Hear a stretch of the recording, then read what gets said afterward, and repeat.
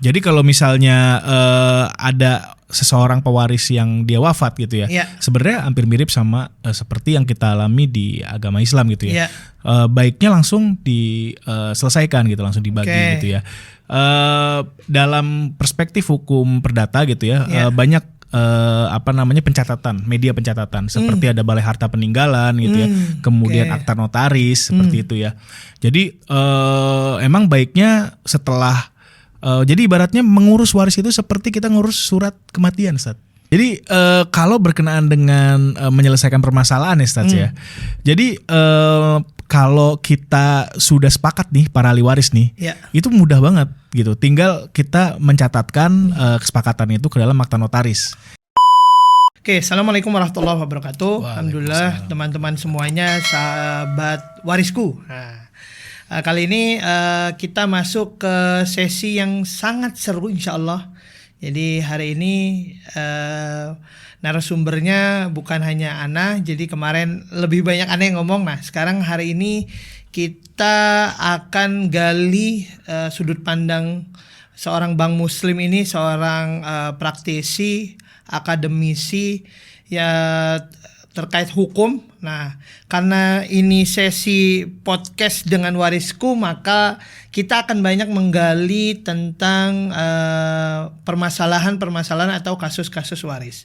Oke, Bang Muslim sehat ya? Alhamdulillah sehat, Ustaz. Jadi Bang, hari ini kan kita akan membahas bahwasanya kalau dari sudut pandang Islam, waris permasalahan waris ini permasalahan yang panjang. Nah, gini Bang, sebenarnya kita nih teman-teman dari sahabat waris atau sobat warisku nih atau sahabat warisku ini pengen tahu Bang, karena ini permasalahan panjang atau bahasanya ini ibadah yang panjang kalau dikerjakan.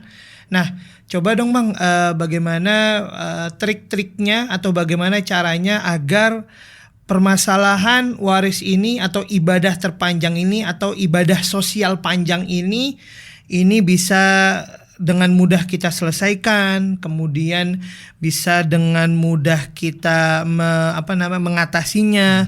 Bahkan bagaimana trik-triknya dari Abang selaku praktisi dan akademisi hukum nih. Nah, bagaimana Bang? Coba Bang. Oke. Jawabannya ada di 2 podcast sebelumnya, Ustaz Sidi. Jadi kita harus menjunjung tinggi normalisasilah bahas waris gitu ya. Jadi yang membuat masalah waris itu runyam adalah ketabuhan waris itu sendiri, sehingga banyak permasalahan-permasalahan waris yang seharusnya bisa cepat selesai, tidak berlarut-larut, tapi pada kondisinya baik itu dalam agama Islam maupun umum ya, masalahnya berlarut-larut, kebanyakan seperti itu. Nah, berkaitan dengan tadi quote and quote Mas Ustadz Siddiq menyampaikan berkenaan dengan ibadah sosial. Nah, ibadah sosial ini penting banget ya. Jadi sebenarnya berkenaan dengan waris ini banyak manfaatnya, Ustadz. Jadi tidak hanya berkenaan dengan permasalahan hak, tapi kita memperjuangkan juga hak-hak dari anak yatim, ya kan? Siap. Anak yatim piatu seperti itu. Karena setelah pewaris meninggal, otomatis yang ditinggalkan ya menjadi anak yatim dan anak piatu. Kalau udah seumuran aneh Bang, yatim piatu nggak tuh secara negara itu? Apa? Yatim piatu itu secara negara tuh? Ya, prinsipnya kan yatim piatu itu kan tidak ada orang tua. Oh, prinsipnya ya kan? Kalau di negara, kalau hukum perdata atau hukum itu adat seperti itu Bang ya. Prinsipnya betul. Memang kalau nggak ada orang tua yatim piatu, yatim walaupun piatu udah segede seumuran anak nih gitu misalnya. Betul. Oke, lanjut Bang.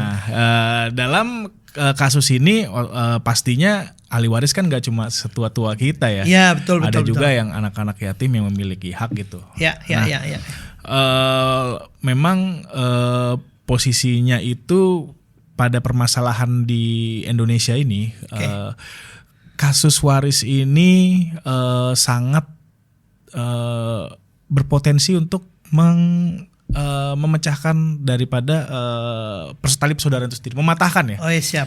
Mematahkan tali persaudaraan itu sendiri, sehingga apa yang sering saya alami di dalam kasus-kasus yang saya tangani sebelumnya, seperti yang saya pernah ceritakan ya Ustadz ya.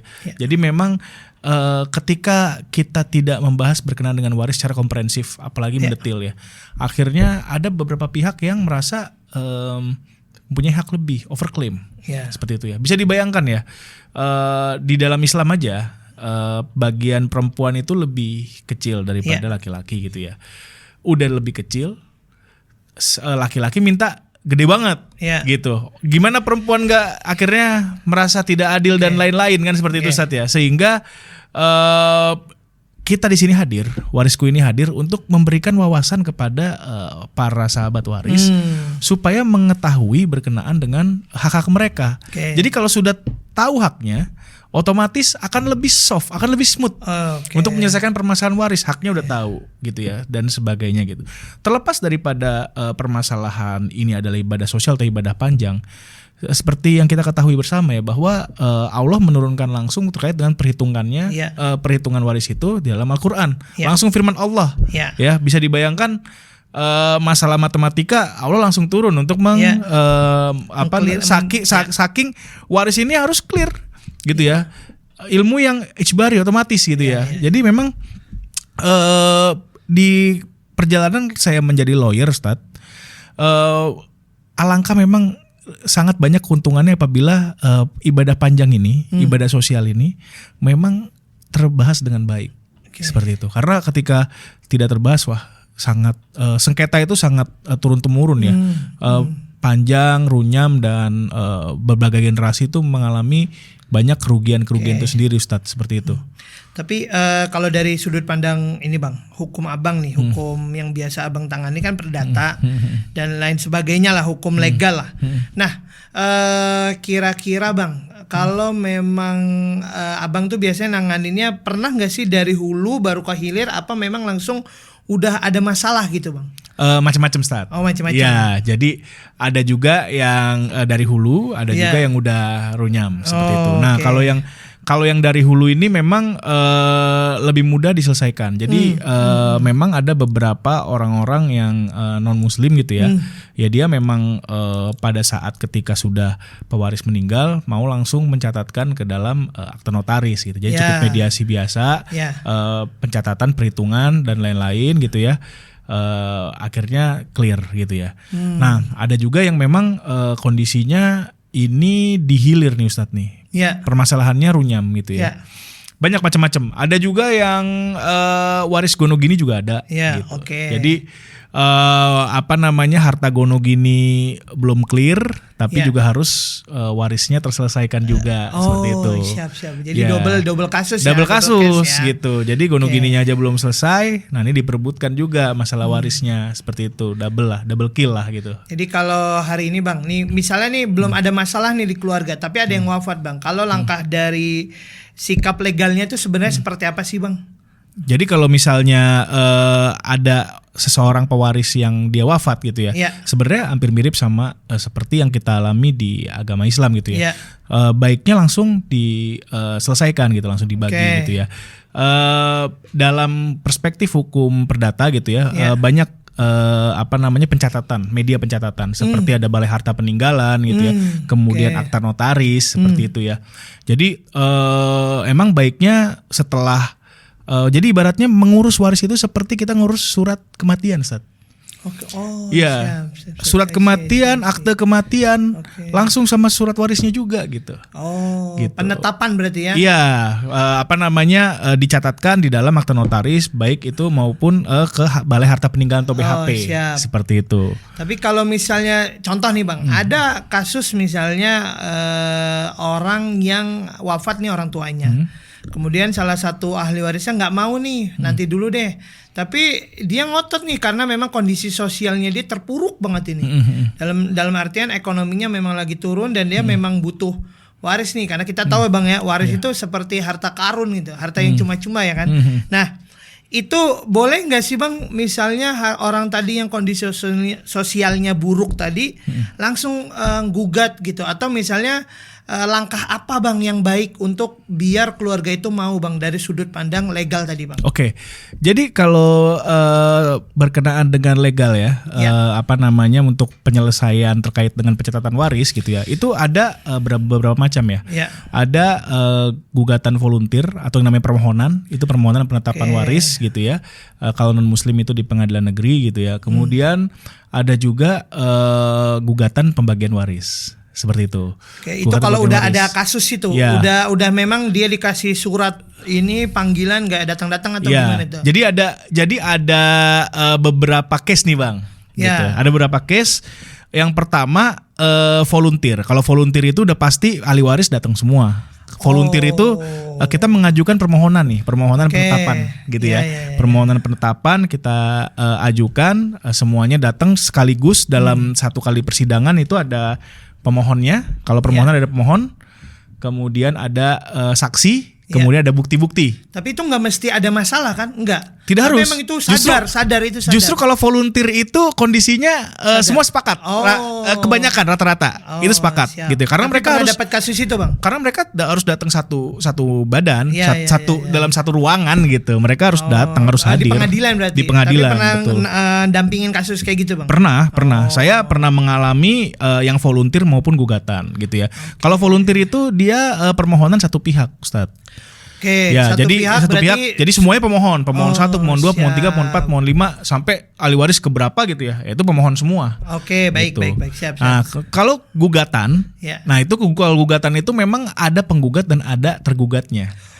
Pada prinsipnya sama. Nanti putusannya itu berkenaan dengan hak waris yang ditentukan secara proporsional di dasar peraturan yang mau digunakan. Misalnya kalau dalam Islam kan ada KHI gitu ya.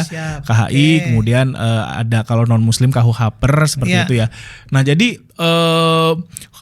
dua-duanya ini bisa untuk melegitimasi terkait dengan pembagian waris dari para ahli waris itu sendiri, Ustaz. Cuma bedanya kalau gugatan itu ada penggugat atau tergugat. Tapi kalau permohonan hanya pemohon saja.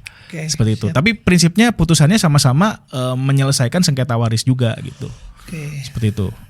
Tapi kalau tadi jatuhnya sudah gugat menggugat, harus ada pendampingan nggak Bang biasanya Bang? Kalau gugat menggugat apapun itu kalau di pengadilan disarankan sih kita ada pendampingan gitu ya. Berarti pendampingan dari pengacara atau kuasa hukum gitu, yang mana di warisku ini juga ada konsultan hukumnya gitu. Itu saya sendiri nanti yang akan mendampingi tiap orang-orang yang membutuhkan jasa kuasa hukum untuk mewakili kepentingan hukumnya di pengadilan seperti itu. Siap. Jadi gini Bang, tadi kan udah nih kita dikasih tahu langkah-langkahnya gitu. Terus kalau misalnya memang sepakat, misalnya gini deh, nggak usah volunteeran atau gugatan deh. Kita mau selesaikan secara tadi. Kita kan memang di warisku kan versi humanis, kekeluargaan. Nah itu kalau misalnya nggak, dia non muslim ini Bang. Kalau dia non muslim itu seperti apa teknisnya, dan kalau dia muslim itu seperti apa? Kalau muslim kan misalnya dia, gue males nih bahasanya manggil ustadz nih. Ustadznya pada nggak jelas misalnya kayak gitu. Atau Ustadz tuh nggak ada kekuatan hukum, nggak ada legal standingnya nih, nggak ada nih gitu. Nah itu kalau dari abang tuh biasa damping itu gimana Bang? Kalau misalnya dia nggak mau sampai gugat-gugat dan lain sebagainya Bang, biar ada bahasanya tuh keluarga hari ini tuh memang ini loh, ada cara nggak perlu manggil ustadz, ada cara legal gitu, gimana Bang? Jadi yang pertama kita harus edukasi dulu Ustadz terkait dengan hak-hak mereka sebenarnya. Dari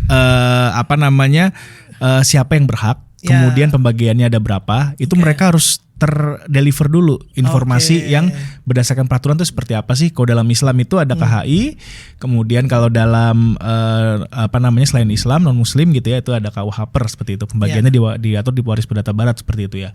Nah, kalau untuk Islam sendiri juga ada polarisasi juga nih Ustaz. Ada yang KHI atau berdasarkan faraid gitu ya. Nanti mungkin ke depan kita akan bahas nih perbedaannya nih gitu ya. Ke depan akan bahas perbedaan. Tapi intinya ada polarisasi juga tuh untuk Islam gitu ya. Nah, setelah kita sudah mendeliver itu dan semuanya sepakat, maka untuk selanjutnya kita duduk bareng nih. Siap. Duduk bareng. Kalau masih ada yang belum rela, belum ikhlas, belum ridho, ya kita harus sabar dulu. mediasi itu kan gak cuma 1-2 kali pertemuan, ada beberapa kali pertemuan gitu Ustadz ya gitu. Nah kalau dalam KHI sendiri maupun dalam KUH itu memang mengenal asas kesepakatan ya Ustadz ya. Jadi walaupun memang sudah ada perhitungannya, tapi tetap mereka menjunjung kesepakatan musyawarah mufakat nih, gitu. Karena jadi ini memang legal ya Bang. Iya legal. Jadi kalau di kasus saya tuh ada yang dia ya udah ikut di buku aja, apa ada di buku. Jadi mereka ngikutin apa yang ada di buku. Tapi kalau yang deadlock kayak misalnya saya pernah cerita kasus yang pernah saya tangani gitu ya. Ada orang yang overclaim gitu, pengennya agak lebih karena dia punya filosofis panjang, punya historis, dia pengerawat orang tua dan segalanya ya ada ngalah-ngalahnya juga adalah gitu. Kesepakatan berdasarkan kesepakatan seperti itu Ustaz. Oke, siap.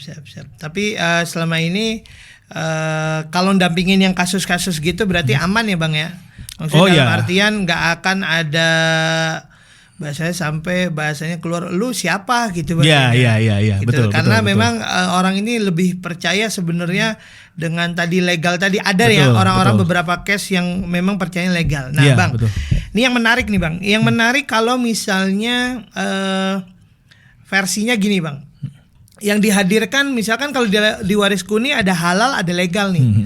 Nah yang dihadirkan kok aneh sama Bang Muslim. Berarti ada halal dan legal di satu kasus Bang. Nah kalau di halal biasanya kalau di syariat itu kan versinya hanya bentuknya fatwa. Apa ya bahasa legal review ya Bang. Hanya legal review Bang. Nah kira-kira Bang kalau misalnya mereka udah sepakat nih sama nilainya udah nih Ana sebutin nih berapa edukasi sudah dari Ana. Terus kasih legal review atau berita acara lah. Kalau Anda biasanya berita acara gitu Bang ya nyebutnya. Nah nanti dari berita acara itu baru ke Bank Muslim. Nah selanjutnya langkah Bank Muslim tuh seperti apa atau baiknya gimana Bang? Dari anehnya atau dari Bank Muslimnya biasa biar nih teman-teman nih nggak tabu nih gitu. Ternyata mudah loh hadirkan Ana sama Bank Muslim doang bisa atau hadirkan salah satu juga bisa Bang. Gimana Bang? Sudut pandang nih Abang nih. Ya, jadi kalau berkenaan dengan menyelesaikan permasalahan ya Stats ya. Jadi kalau kita sudah sepakat nih para ahli waris nih, itu mudah banget gitu. Tinggal kita mencatatkan kesepakatan itu ke dalam akta notaris. Gitu. Nah kalau asetnya nanti berupa tanah dan bangunan gitu ya, itu nanti dasar akta notaris itu bisa dijadikan dasar juga untuk kita ada akta jual beli, akta hibah dan lain-lain gitu ya, untuk legalitas balik namanya gitu nanti gitu ya. Karena sudah disepakati semua nih gitu, sudah disepakati baik itu dari sisi warisnya, dari sisi hibahnya dan lain-lain itu nanti tinggal mencatatkan saja. Gitu. Berarti nanti ke badan hukum yang memang sudah dipilih ya? Ya, nanti kita ke notaris yang kita tunjuk rekanan kita seperti itu ya, atau notaris yang ditunjuk juga bisa dari para klien sih seperti itu. Berarti gampang sebenarnya Bang ya? Gampang banget. Jadi kalau misalnya kalau datang Ana doang sebenarnya Ana doang, kalau dari warisku saya mau manggilnya Ustadz doang nih atau bahasa versinya halal doang, bisa, tinggal nanti dibuat bisa nanti disahkan pakai warisku kan? Bisa. Nah itu bisa jadi penetapan berarti kan? Bisa betul. Atau kalau misalnya manggil Bang Muslim doang, kalau nggak ada masalah nggak apa-apa gitu Bang. Tapi pernah nggak Bang sampai di titik ngotot-ngotot nih mereka, padahal udah santai nih, tapi karena tadi biasanya kan Ana nyelesain nih, biasanya Bang ya, itu nyelesain masalah filosofis atau historis yang panjang itu dulu, baru bagi waris. Karena bagi waris itu sebenarnya mudah ya Bang ya, nggak harus menjual aset, nggak harus itu. Nah pernah nggak Bang dapet kasus yang kayak gitu dan gimana nih Bang Abang menyikapinya dan bagaimana secara legal tuh kalau udah kayak gitu Bang? Apakah langsung tiba-tiba udah selesai nggak ada mediasi lagi, apa langsung ya udah besok lu gue gugat gitu misalnya, atau gimana gitu Bang? Bahkan kita pernah ngalamin sudah sepakat tapi ketika minta tanda tangan berubah pikiran. Ada gitu ya? Ada juga. Berarti gitu. Harusnya minta tanda tangan itu di situ. Mendingan pada saat proses mediasi selesai saat itu. Kalau perlu bawa printer, ketikan, perlu notarisnya dibawa sekalian, itu lebih bagus lagi Ustaz. Makanya kalau Ana sih mikirnya waktu itu, kalau versi Ana ya waktu itu kan, yang penting semua selesai di situ, bayar hutang di situ, semua historis di situ, dan semua dituliskan di berita acara, benar nggak Bang? Betul. Nah nanti kalau misalnya tadi ya Bang ya, kasusnya pernah sampai di titik kita mau ngambil asetnya nih Bang, kan nggak bisa tuh. Nah baru itu di situ aneh berhenti tuh, makanya gitu. Nah berarti memang sebenarnya harus kembali kepada ahli waris berarti ya. Iya. Hati-hati terhadap ahli waris yang belum tanda tangan. Itu tricky tuh. Jadi kalau bisa jangan ada 1-2 orang pun yang tertinggal pas tanda tangan stat. Karena saya pernah mengalami ketika mau tanda tangan malah akhirnya mungkin dia berubah pikiran. Manusia kan cepat banget ya, 1-2 detik bisa berubah pikiran. Ya. Ternyata berubah pikiran gitu ya. Iya, berubah pikiran dan akhirnya kasus ini ya memang bisa selesai tidak sampai ke pengadilan, di mediasi juga. Tapi akhirnya berubah lah. Terdapat perubahan itulah, perubahan klausul-klausul yang memang ya akhirnya daripada nggak selesai ya mau nggak mau, suka tidak suka dijalankan seperti itu. Oke, jadi Anda pernah dapat Bang kasus waktu itu udah lama anggota DPRD Bang, klien nih tidak masuk, dia mau nyalon anggota DPRD dari Partai Oren waktu itu. Nah, kondisinya waktu itu dia mau nyalek tuh di daerah Boyolali waktu itu. Nah, saya bilang posisi ibu saya lagi di Jogja, saya bilang. Karena itu kasus setahun yang lalu Bang. Ternyata udah konsultasi nggak selesai. Nah saya kasih teman untuk mendelivery ini, bahasanya lu selesain deh. Karena lu deket, gue nggak mungkin bolak-balik Solo gitu. Karena kan waktu itu belum ada warisku nih Bang. Mungkin kalau udah ada warisku bisa maksimal gitu ya. Nah, kemarin belum ada warisku. Nah akhirnya di titik sampai di titik akhirnya saya bilang, Bu, kalau mau diselesaikan, yuk kita selesaikan, saya bilang gitu. Nah sampai itu posisi jam 7 saya berangkat dari Jogja, dari Jogja sampai Boyolali itu sekitar jam 9:30-an, pokoknya 2 jam setengahan lah. Nah akhirnya kita ngumpul, kita ngobrol. Nah di titik padahal udah mau tanda tangan tuh, mau selesai. Nah ternyata pas bahas filosofis, jadi satu-satu saya gali nih, baik dari anak pertama, anak kedua, anak ketiga, sejarahnya. Nah ternyata belum nyampe baru nyampe anak terakhir. Nah anak pertama nih mau gali filosofis, dia darah tinggi Bang. Waduh. Darah tinggi, dia pengen marah-marah gitu. Akhirnya sudah jam 12:30 waktu itu, 12:30 gitu. Nah teman saya yang kebetulan Ustadz juga di sana, saya ajak juga bagaimana nih menangani. Sebenarnya nih kasusnya mudah kan. Memang kita harus sabar dan memang harus tadi Bang harus saling mendengar ya, saling mendengar. Nah akhirnya padahal udah tanggal tanda tangan, ketika dia dibahas dia nggak mau tanda tangan, dia pergi. Kan nggak mungkin ya Bang ya. Secara legal pun yang nggak bisa diwakilin sama si istrinya. Walaupun akhirnya di situ cerita akhirnya yang kita menggali cerita itu dari istrinya. Dan dari situ baru ada penetapan waris itu di situ ya. Tapi akhirnya walau alam bisawab sampai hari ini ibunya masih kontakan. Nggak tahu dia jadi caleg apa enggak, saya nggak tahu. Tapi waktu itu paginya dia langsung pulang. Karena jam 8 pagi dia mau mendaftar jadi caleg. Caleg. Se-urgent gitunya gitu. Karena memang waktu itu pas lagi saya di Jogja, saya bilang saya pas di Jogja gitu. Jadi memang perlu ya Bang ya. Jadi kalau memang menyelesaikan waris itu versinya baik legal dan halal juga, memang harus tadi ya Bang, semua ahli waris hadir dan menandatangani, itu wajib. Supaya selesai. Kalau ada yang mungkin di bawah umur atau di bawah pengampuan lah, cacat dan lain-lain ya, pengampunya yang bisa untuk hadir untuk menandatangani seperti itu. Contohnya bayi gitu misalnya. Ya, gitu biasanya dari orang tua gitu. Atau kalau orang cacat tuh biasanya dari pengampunya ada penetapan dari pengadilan. Siapa yang pengampunya seperti itu. Oh, sampai sedetail itu ya? Iya. Jadi kalau bayi nanti pengampunya siapa juga harus tahu ya? Iya, pengampunya siapa nih? Orang tuanya kah atau kakaknya kah atau siapa gitu. Gitu. Menarik. Oke Bang. Nah, ini kan karena ibadah panjang, ibadah sosialnya panjang nih. Karena memang tadi Bang, kalau dari versi Islam bahwasanya urusan kita hablum minallah ini ketika kita ya lu mau bagi waris secara syariat nih misalnya atau secara Islam nih gitu. Nah, karena ini udah teknis, itu baru hablum minanas nih. Bagaimana kita pendekatan dengan dengan ahli waris, dengan keluarga yang bersangkutan. Nah, yang ingin ditanyakan adalah Bang, biasanya kalau ada kasus-kasus contoh misalnya Bang, ada kasus-kasus sosial misalnya dia ternyata dia awalnya ngaku anak, misalnya benar anak kandung, atau misalnya memang dia legal, secara legal dia nih harta dia secara secara ini surat mirat benar gitu, tapi ternyata di belakang dia nggak nyeritain Bang. Nah ini sering nih, ternyata di belakang dia misalnya anak haram, atau misalnya dia anak tiri, bukan anak tiri, anak pungut Bang. Misalnya terus ternyata harta yang dia dapat itu bukan harta dia, cuma dia dipinjemin doang namanya. Tapi ternyata keluarga apa bilang bahwasanya ini harta bapak saya, padahal bukan kan?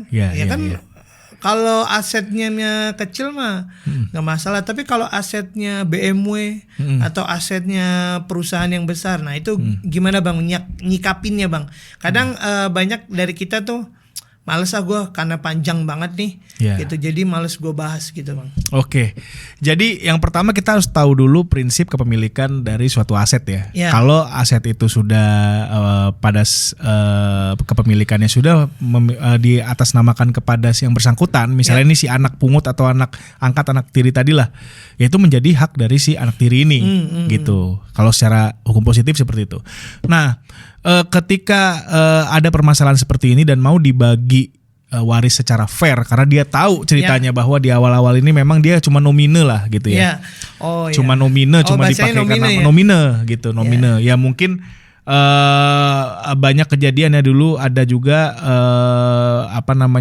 purnawirawan zaman dulu, jenderal-jenderal tuh nggak boleh punya aset gitu, kayak di atas namakan. Pernah ngalamin kasus itu? Pernah gitu. Jadi mungkin di atas namakan ke adiknya kah, atau di atas namakan kepada keluarganya seperti anaknya dan lain-lain. Langsung balik nama ke ke anaknya atau kepada saudaranya gitu. Nah, secara kepemilikan aset gitu, itu memang atas nama daripada nama yang tertera di dalam aset tersebut, seperti itu.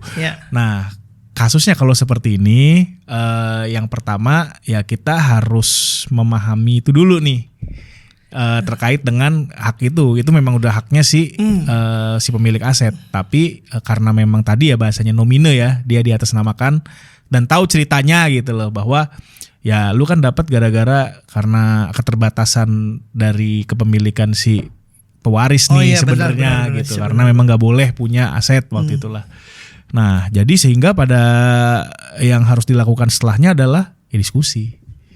Gitu, diskusi tadi harta diskusi baik-baik tadi. Diskusi baik-baik gitu ya. Kenapa harus soft banget di sini? Karena secara legal standing dia kuat nih si pemilik aset ini, siapapun itu, mau anak tiri, anak angkat gitu ya. Dari manapun perolehan asetnya, dari manapun perolehan uangnya untuk membeli aset tersebut, pada prinsipnya nama yang tercatat di aset tersebut adalah nama si anak ini. Gitu. Jadi bagi siapapun yang mau dibagi secara fair menurut haknya masing-masing, itu memang harus mau nggak mau, suka tidak suka, ketemu baik-baik gitu. Ketemu baik-baik dengan si anak ini gitu ya, ya dibagi secara fair aja gitu, dibagi secara fair. Kalau misalnya nanti tadi bisa dituangkan ke dalam berita acara.